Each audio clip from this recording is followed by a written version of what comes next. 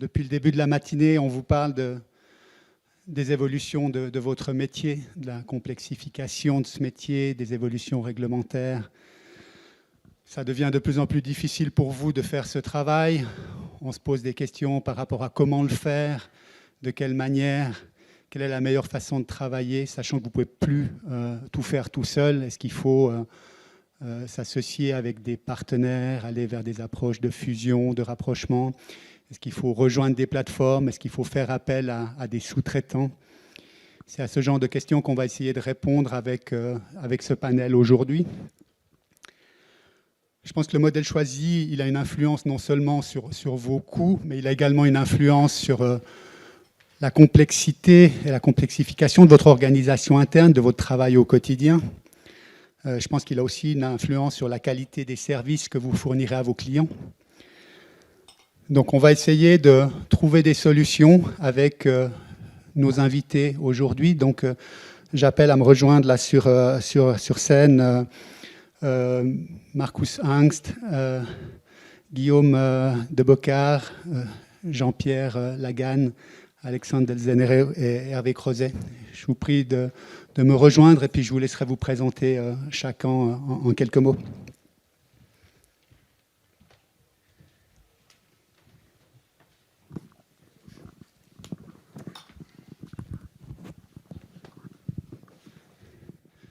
On va peut-être commencer par tout au bout là-bas, avec Guillaume de Bocard.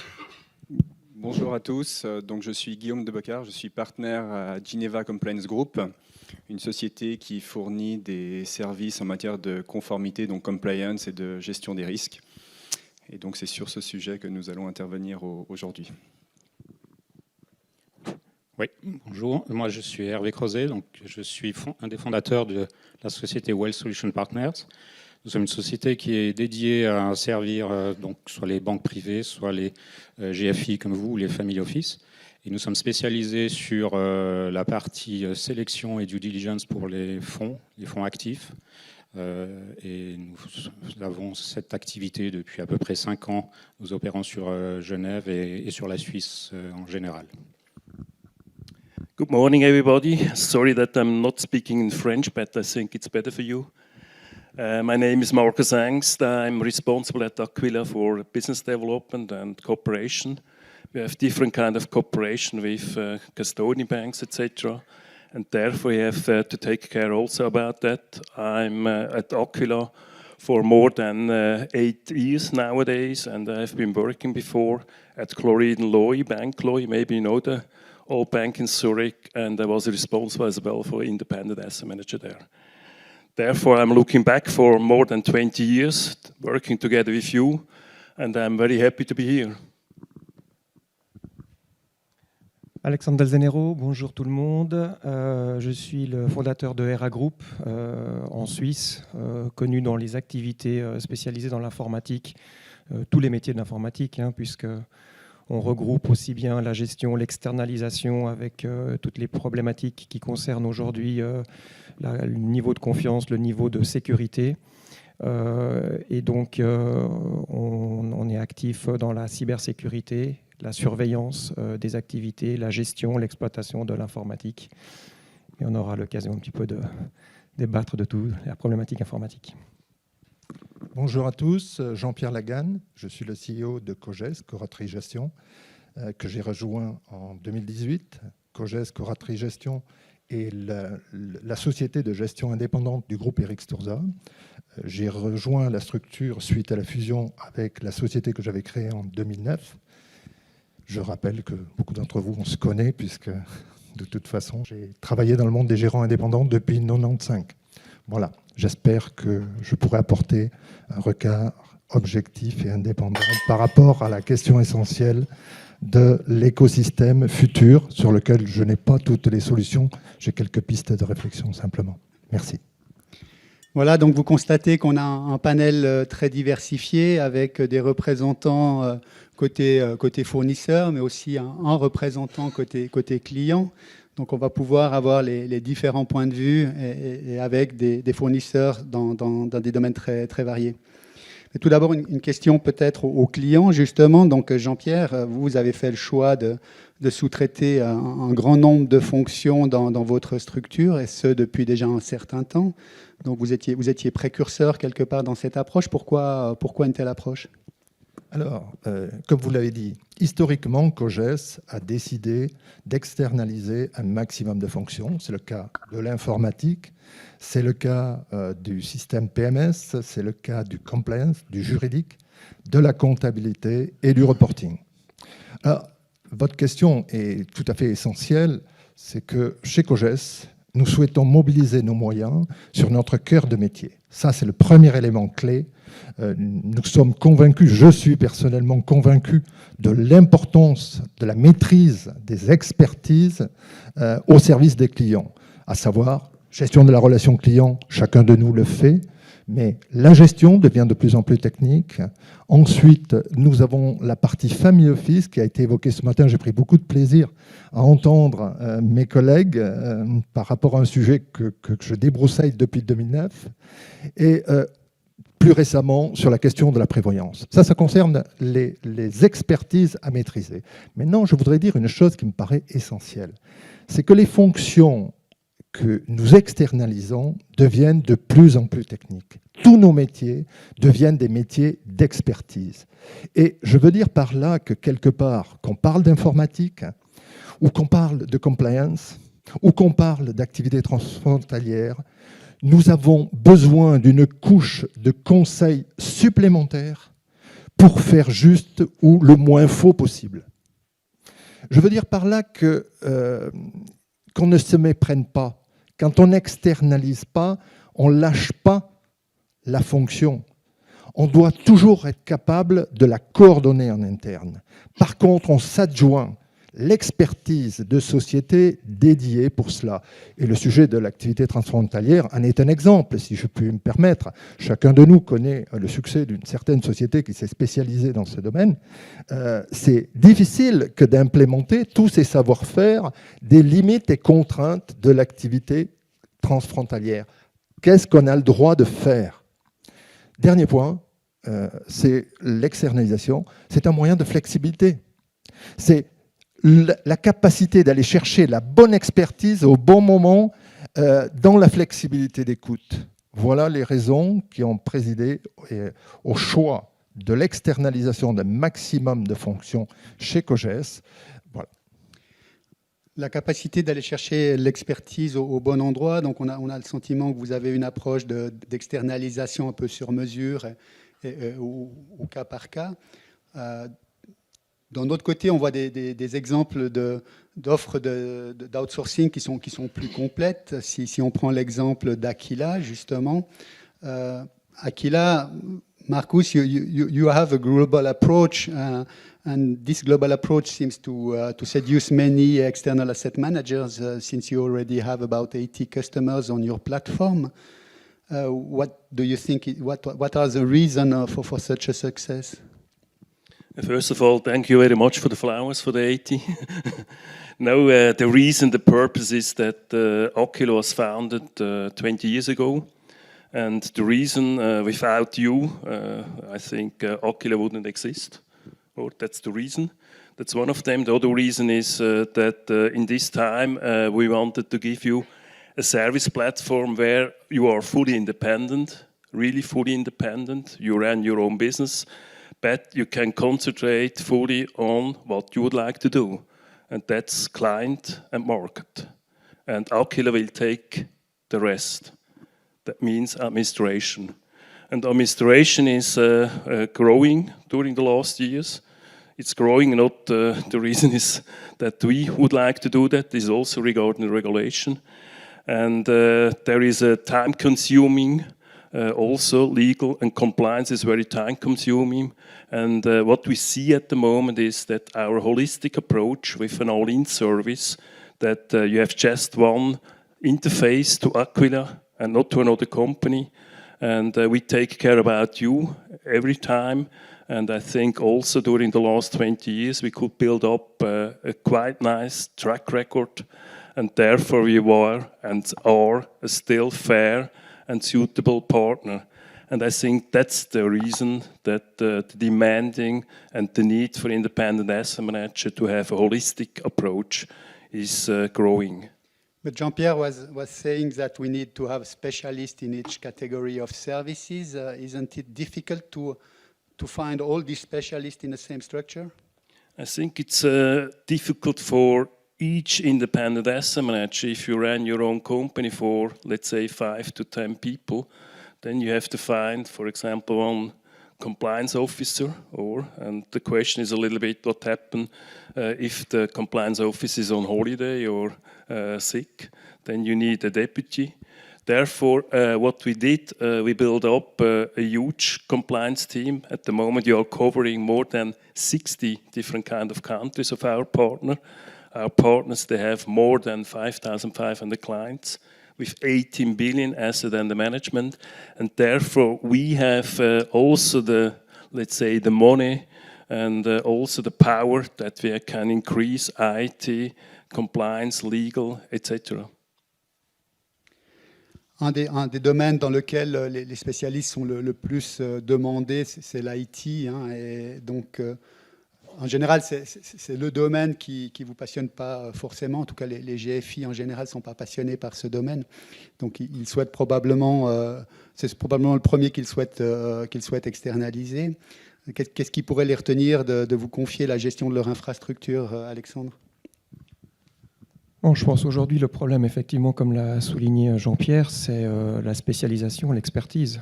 Ce qu'il faut savoir, c'est qu'en Suisse, aujourd'hui, il va manquer, d'ici à 3 ans, il va manquer à peu près 28 000 informaticiens, rien que pour le marché suisse.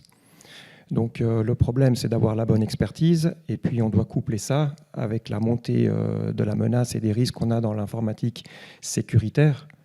Et là, le souci, c'est que ce n'est plus des informaticiens qu'il faut, c'est des spécialistes experts en sécurité eux-mêmes. Donc le principal problème des GFI indépendants, même petites, moyennes structures aujourd'hui, c'est d'être capable d'assurer, si vous voulez, ce que nous, on appelle notre offre 360 degrés, c'est-à-dire être capable de couvrir l'ensemble du besoin informatique.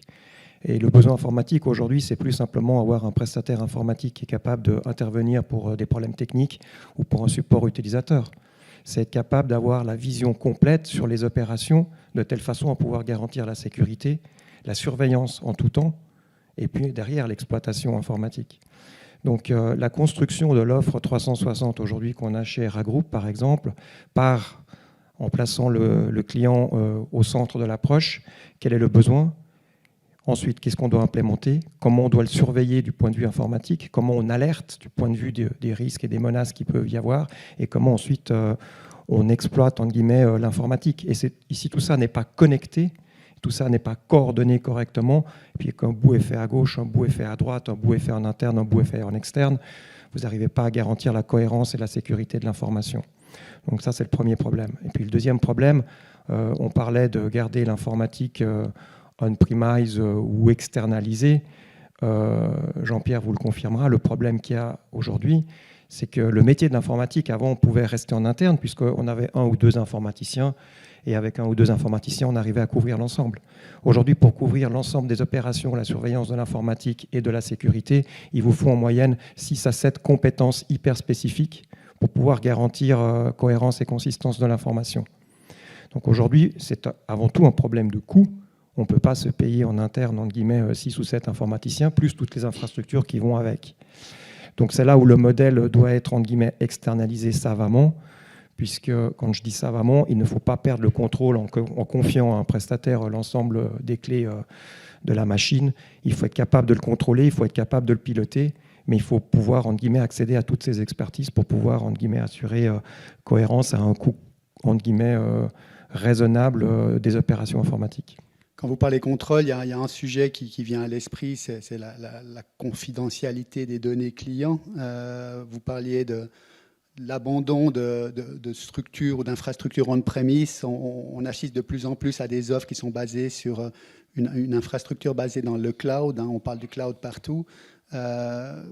Les données clients, comment vous garantissez à vos clients qu'elles sont pas du jour au lendemain, qu'elles n'apparaissent pas dans le dark web ou chez les concurrents? ou comme des événements qu'il y a eu la semaine passée sur certaines communes, par exemple. Le problème de la confidentialité de l'information est essentiel. Donc, le souci, c'est de garder typiquement des serveurs en interne et d'ajouter en fait tous les éléments de surveillance qu'il y a besoin pour être d'un côté compliant avec la réglementation, puis d'un autre côté pour pouvoir assurer entre guillemets l'interprétation de cette information de surveillance. Si vous faites ça on-premise, ça va vous coûter quelques centaines de milliers de francs parce que le nombre d'équipements et de traitements de l'information qu'il faut mettre en place est dédié pour le client, pour le tiers gérant ou pour les personnes qui doivent entre guillemets, exploiter les infrastructures. Donc aujourd'hui, c'est pour ça qu'on voit beaucoup ces fameuses offres cloud. Et puis là, on parlera de la différence entre un cloud public, un cloud privé ou un cloud justement hybride qui permet de garantir une certaine confidentialité. Mais aujourd'hui, la confidentialité du point de vue du prestataire informatique, on la donne en proposant des services ciblés de surveillance, de reporting, d'alerting qui s'appellent les Cyber Security Services. Et puis là, vous les avez à un coût entre guillemets abordable pour la structure parce qu'ils sont entre guillemets mutualisés sur 1000, 2000 clients qui, eux, entre guillemets, permettent d'amortir ce fameux coût tout en garantissant cette sécurité de l'information qui est importante.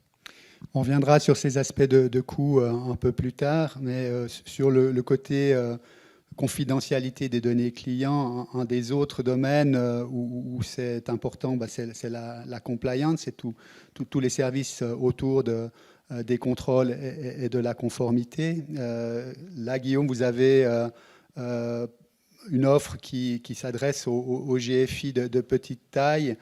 C'est vrai que pour des GFI de petite taille, c'est difficile d'assumer en interne toutes ces tâches additionnelles de compliance qui sont aujourd'hui exigées. Donc, comment vous pouvez décharger les GFI d'une partie de leur charge de travail avec une offre qui soit également sécure au niveau confidentialité, maintien de la confidentialité des données clients? D'accord. Alors ça fait beaucoup de questions presque en une seule. Ce qui est intéressant par rapport à ce qui a déjà été dit auparavant, c'est que peu importe les métiers que nous faisons, l'avantage pour les gérants, les avantages sont un peu toujours les mêmes, de pouvoir mutualiser les coûts et de bénéficier d'un très grand nombre de compétences, d'experts qui sont regroupés au sein de nos sociétés. Si on prend la compliance, jusqu'à présent, ça s'est, on va dire, focalisé, centralisé sur la compliance LBA, sur la lutte contre le blanchiment d'argent. Et ça, c'est une compétence que vous avez acquise et que vous avez décidé soit d'internaliser, soit d'externaliser. Aujourd'hui, avec la LSFIN, la LEFIN, on ne va plus parler uniquement de LBA, on va parler de règles de comportement LSFIN, on va parler d'abus de marché, on va parler de réglementation FINMA, de circulaire FINMA, on va parler petit à petit de protection des données. Et donc, vous allez avoir un nombre de règles de plus en plus important qui va s'appliquer à vous. Ça ne veut pas dire plutôt s'appliquer. Elles s'appliquent déjà aujourd'hui, mais elles étaient que très peu contrôlées. Donc là, il y aura une augmentation des contrôles et donc vous allez devoir augmenter vos compétences et vos connaissances à l'interne. Donc notre offre, en tout cas notre façon de travailler, c'est vraiment d'avoir une équipe. Il y a entre une dizaine de personnes, 12 personnes chez Geneva Compliance Group actuellement pour environ 10 plein temps. On a 10 experts et donc on va pouvoir couvrir toutes ces règles et ça va nous permettre de vous donner un conseil très large sur vos besoins. Il faut aussi se rendre compte que le métier de compliance ou de gestionnaire des risques, parce qu'on va aussi parler de la gestion des risques, c'est pas uniquement avoir quelqu'un qui va tourner des pages d'un dossier, consulter des documents, aller faire des recherches sur Internet. On a une partie maintenant stratégique, donc il va falloir définir une stratégie d'entreprise en termes de compliance et de gestion des risques. Il va falloir ensuite faire une veille réglementaire. Même avant de commencer la veille réglementaire, ou une fois qu'on a déjà connaissance des règles, il va falloir rédiger des directives internes et tout un processus interne. C'est seulement après qu'on va commencer à faire des contrôles. Donc il y a déjà tout ce travail préparatoire qu'il va falloir faire. Et là, vous allez aussi peut-être dans certains cas avoir besoin d'être accompagné. Donc aujourd'hui, ça va être très difficile pour vous d'avoir une personne, un collaborateur qui va pouvoir avoir toutes ces compétences. D'ailleurs, chez nous, personne arrive à couvrir l'ensemble du spectre et on doit s'entraider. Donc là, vous avez véritablement un avantage en termes de compétences à externaliser vos fonctions. Et la compliance, comme je disais, ce n'est plus seulement la compliance, c'est aussi la gestion des risques, le contrôle interne. Et ça, on en parlera aussi cet après-midi pour ceux qui resteront. Il y a un atelier à ce sujet. On a abordé des sujets touchant aux fonctions de support, aux fonctions de contrôle. Dans votre cas, Hervé, votre offre de service touche plus directement au cœur de métier du GFI. Est-ce que l'outsourcing fait du sens pour des activités qui sont considérées comme faisant partie du cœur de métier d'un GFI ? Enfin, tout à fait. Et je pense que Jean-Pierre l'a bien souligné, c'est que le monde devient complexe. Les marchés financiers sont, quoi qu'on en dise, complexes et de plus en plus variés. Donc, qui peut se permettre à l'heure actuelle de pouvoir gérer tout ça tout seul, déjà, et où éventuellement devoir joindre une équipe. Si je prends le cas des fonds, par exemple, ça peut paraître assez trivial de sélectionner un fonds de placement. Il faut juste savoir que moi, dans l'activité que j'avais auparavant, j'étais à HSBC, donc j'étais responsable global de tout ce qui était sélection de gérants externes. Donc on avait mis en place des processus de due diligence. Il faut savoir qu'un processus de due diligence pour accepter un fonds qui ensuite va finir sur la liste que les conseillers ou gestionnaires vont utiliser pour leurs clients, un tel fonds doit passer un due diligence qui peut prendre entre 3-4 semaines, voire même des fois plusieurs mois. C'est une activité. Est-ce que vous la faites, vous, déjà ? Ce n'est pas évident. Alors ça touche le cœur de métier, mais j'ai envie de dire que dans le cœur de métier, à l'heure actuelle, il faut aussi savoir déléguer certaines parties. Je ne dis pas tout, ça c'est sûr. Et puis prendre peut-être plus un rôle de chef d'orchestre par rapport à tout ça. C'est-à-dire que vous avez la responsabilité en fait de la gestion du portefeuille de votre client. Vous avez la responsabilité du risque qu'il va prendre, vous avez la responsabilité de le diversifier comme il faut, et vous avez la responsabilité de bien comprendre les risques qu'il peut assumer lui-même et les rendements qu'il peut attendre de son portefeuille. Si vous arrivez déjà à gérer ça, je pense qu'après le reste, comme la sélection des produits, ou comme les fonds, ou d'autres produits d'ailleurs, vous pouvez très bien la déléguer, vous appuyer sur des gens qui peuvent être soit en interne, pour ceux qui ont les moyens, soit en externe, pour ceux qui ont peut-être moins les moyens et qui veulent plus s'adjoindre des professions ou des gens qui ont une expertise très ciblée. Donc c'est une question de choix et c'est une question d'organisation, je pense, par rapport au métier cible, au cœur de métier. Et c'est vrai, c'est une décision qui est très difficile, on l'a vu. Nous, ça fait 5 ans que nous faisons cette activité et on se rend bien compte, le ownership, c'est quelque chose que vous voulez garder. On est bien conscient de ça. Il faut plus voir dans ces cas-là l'outsourcing comme étant créer un partnership et un sparring partner avec lequel vous allez discuter de l'activité, du choix que vous allez faire. Si vous voulez choisir un gérant sur le marché action européenne, il faut entamer le dialogue avec la personne qui va vous le proposer, nous par exemple, et on va dialoguer là-dessus, de savoir quel type de gérant vous cherchez, pourquoi, pour quelles raisons et pour quel type de risque que vous voulez prendre avec ce gérant. Donc ça, c'est un dialogue qui doit se faire en sparring partner. Ce n'est pas uniquement, nous, on va arriver, on va vous poser une liste et puis débrouillez-vous. Ce n'est pas vraiment le cas. Je pense que c'est une notion qu'il faut vraiment intégrer et c'est difficile. C'est vrai que quand on touche au cœur de métier, c'est difficile parce que vous devez en fait prendre un rôle qui est plus de gérer, mais d'organisateur. C'est-à-dire que vous devez avoir un rôle beaucoup plus, je dirais, organisateur. Et ça, pour certains, c'est vrai que ça peut être un gros changement. Un des éléments qui inquiète beaucoup les GFI quand on parle d'outsourcing, c'est les aspects coûts. Donc c'est souvent ce qui les retient et ce qui leur fait préférer une solution interne plutôt que de s'adresser à des spécialistes qui peuvent être considérés peut-être comme trop coûteux. Typiquement dans le domaine de la compliance, tous ces contrôles compliance, ils sont difficilement automatisables, donc ils sont consommatrices de ressources humaines. Donc en quoi votre intervention peut-elle réduire les coûts induits pour le GFI, Guillaume ? Alors, comme on le disait avant, pour remplir en tout cas toutes ces tâches, vous allez déjà devoir trouver quelqu'un de très compétent. Donc sur le marché du travail, c'est quelqu'un qui va avoir un salaire relativement élevé. Et ensuite, pour engager une personne à l'interne, une personne, même si vous n'avez pas besoin à 100%, ça va être difficile de trouver quelqu'un à moins de 50%. sur le marché du travail. Donc ça, c'est quelque chose de délicat. Donc si vous prenez le coût direct d'un engagement, vous allez au minimum en avoir pour 50, 60, 70 000 francs, même pour quelqu'un à 50%.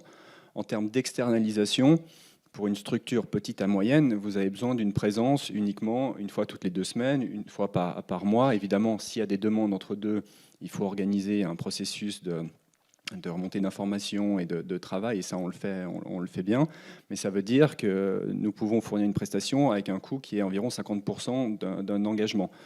Je pense que c'est comme ça qu'il faut voir les choses. Il faut voir en termes aussi de coût d'opportunité pour vous, combien ça va vous coûter d'engager quelqu'un, combien ça va vous coûter d'externaliser, et en termes de valeur ajoutée. Et si vous prenez ces deux facteurs, l'externalisation, en tout cas sur des structures petites à moyennes, puisqu'on parlait uniquement pour les Jean-Claude des petites structures, mais pour les moyennes aussi, on travaille pas mal avec un certain nombre de structures moyennes et ça fonctionne aussi très bien.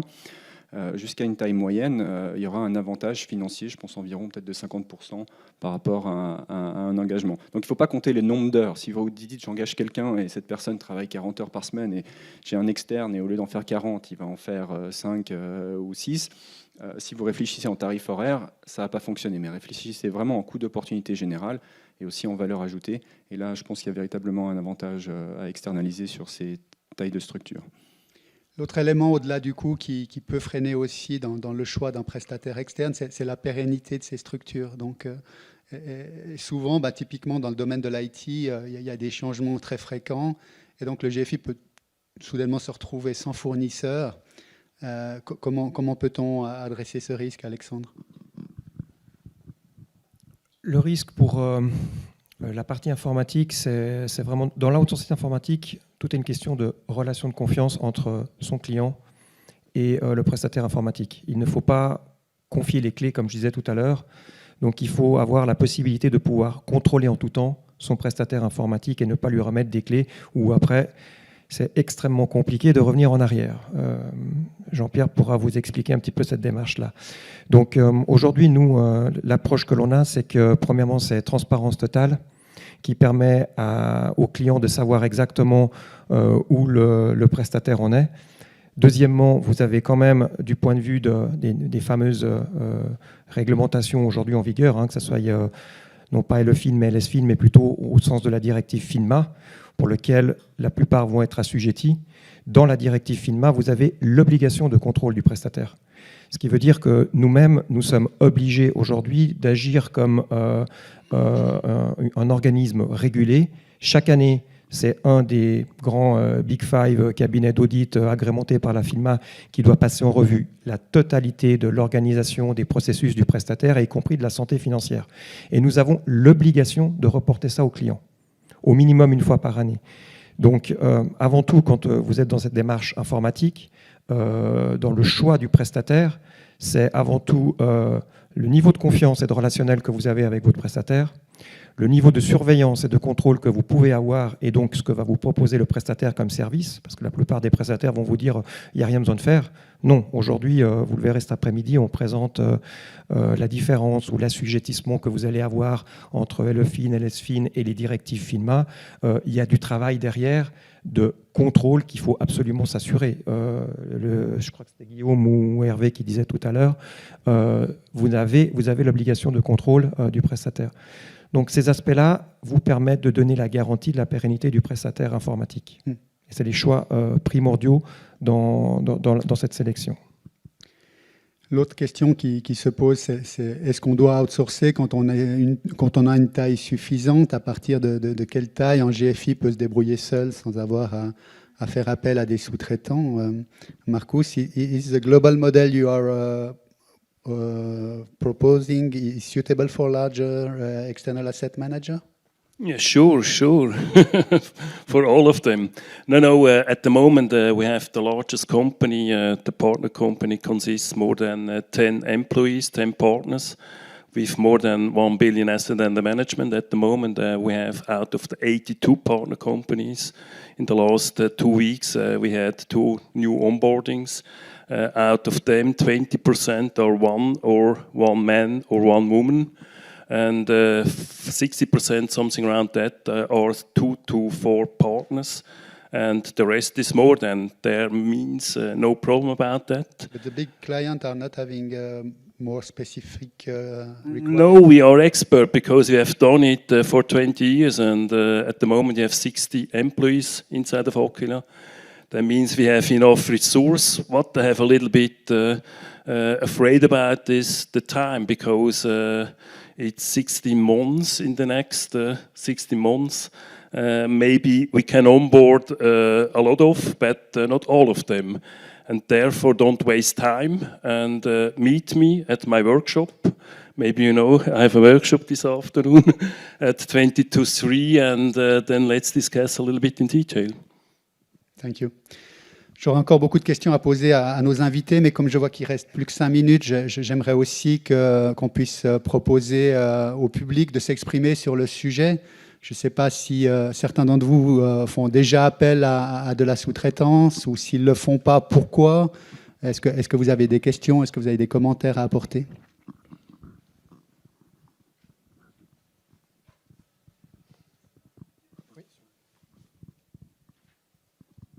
Bonjour, Nabil Sab. J'ai une petite question en vous écoutant. On va dire l'externalisation devient une sorte de commodity. Mais ce que je n'ai toujours pas su résoudre, c'est la confidentialité lorsqu'on externalise. Comment vous pouvez nous garantir cette confidentialité? Et surtout, Jean-Pierre, quand tu externalises à beaucoup de gens, ou à une personne, ou différentes personnes, comment cerner cette confidentialité des données de la société, des données du client, en sachant que dans le marché d'aujourd'hui, ça bouge beaucoup. Dans le marché du travail, ça bouge beaucoup. Merci. Walid, puisque tu m'as adressé la question, je vais tenter d'y répondre. Je pense qu'il ne faut pas confondre externalisation, la ramener uniquement à des questions de coût. Se pose la question de la qualité de la prestation et se pose la question aussi de la globalisation pour adresser cette sécurité. Je suis assez d'accord avec ce qui sous-tend ta question, c'est que si on multiplie à l'infini les prestataires, je pense qu'il y a une nécessité d'encadrement absolument indispensable. Alexandre l'a dit tout à l'heure, le régulateur est très attentif à la validation des prestataires par rapport à cette question essentielle de la confidentialité et de la sécurité du service. Je crois que, je vais le résumer de la manière suivante, c'est que finalement, l'externalisation, ce n'est pas une question que de coût, c'est une question de compétence et d'allocation de son propre temps dans les entreprises. Je pense que nous sommes... Mesdames et messieurs, moi j'ai créé ma société en 2009, j'ai bien connu le système, j'avais mon serveur, j'avais un prestataire informatique, j'avais toute cette dépendance technique. Je pense qu'aujourd'hui on est confronté à un réel challenge, comment gérer au sein de nos équipes la complexification de notre métier. Il en va du compliance, il en va de tous les aspects régulatoires, informatiques et autres. Donc, on sous-traite effectivement certaines parties, mais on doit nécessairement les encadrer et le régulateur est là pour nous y aider.